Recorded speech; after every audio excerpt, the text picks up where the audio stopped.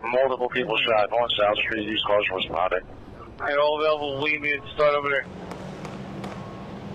A mass shooting on South Street in Philadelphia's Queen Village section ends with 3 people killed, 11 others shot. Police say several people exchanged gunfire on that crowded street. Now investigators are trying to track down those gunmen. Now the details on the big story in Action News at Philadelphia's Queen Village section where multiple gunmen opened fire along a crowded street in South Street last night, killing 3 people, injuring a dozen more. Well, here's what we know so far. The gunfire erupted just after 11:30 last night. This on the 400 block of South Street. And take a look at the video as people began to run away once the shooting began. Now, authorities say officers assigned to the 200 block of South Street heard the initial gunfire and quickly responded. Upon arrival, officers found several gunshot victims and actually saw one of the gunmen firing. When officers shot in the direction of that gunman, police say the gunman fled, but they do believe he was hit by police gunfire.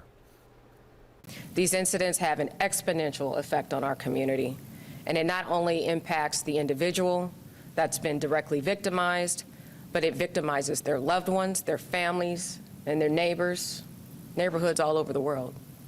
It's unacceptable. It's beyond unacceptable.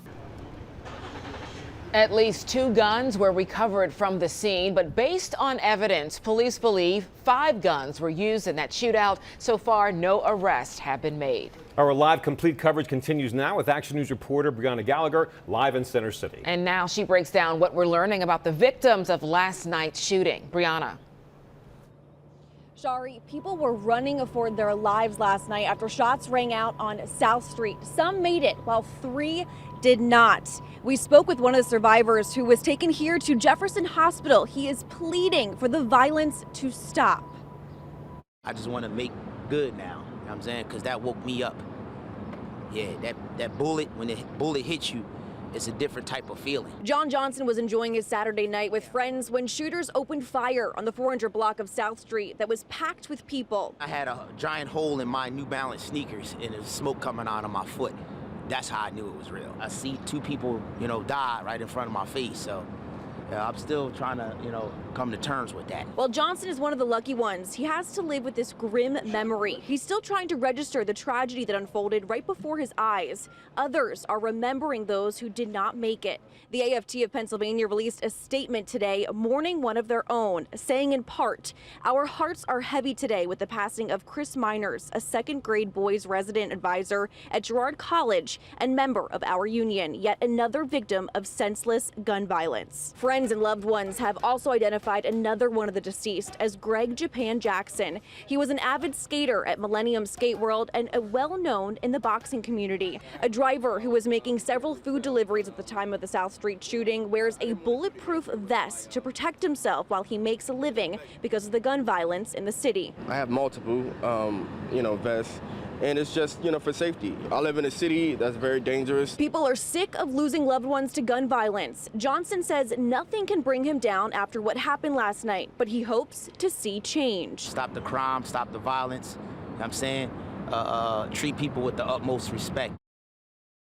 Moments ago, police identified all of the 3 deceased. We're learning the 3rd victim is 27-year-old Alexis Quinn. The victims injured range from ages 17 to 69 years old. We're live in Center City. Brianna Gallagher, Channel 6 Action News. Shari. Okay, so much to monitor. Brianna, thank you. Well, the nice weather, it really brought out the crowds to Queen Village. And so the bars and restaurants were packed with people who were enjoying their Saturday night.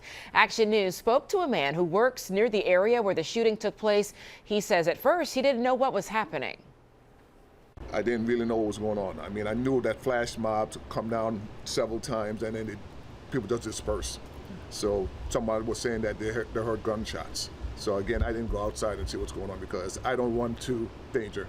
I make sure that I get away from it.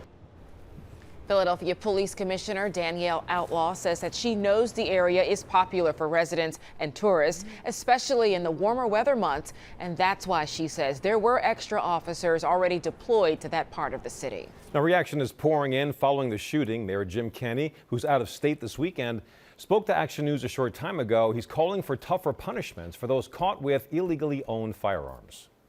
Those criminals need to go to jail. They need to be detained, whether it's U.S. Attorney's Office, whether it's the Attorney General's office, whether it's the DA's office and the courts.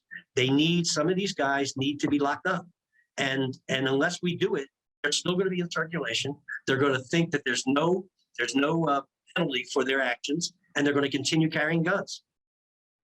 Also weighing in on this, Pennsylvania Governor Tom Wolf tweeted his reaction saying, quote, 11 injured and 3 dead in a shooting on South Street in Philadelphia last night. My thoughts are with those injured and the loved ones left mourning. Legislators, enough gun violence, enough deaths. Let's act. Of course, we will continue to update this breaking news as more information becomes available. You can also find the latest on the investigation, as well as what we're learning about the victims. It's all right there right now on 6ABC's app.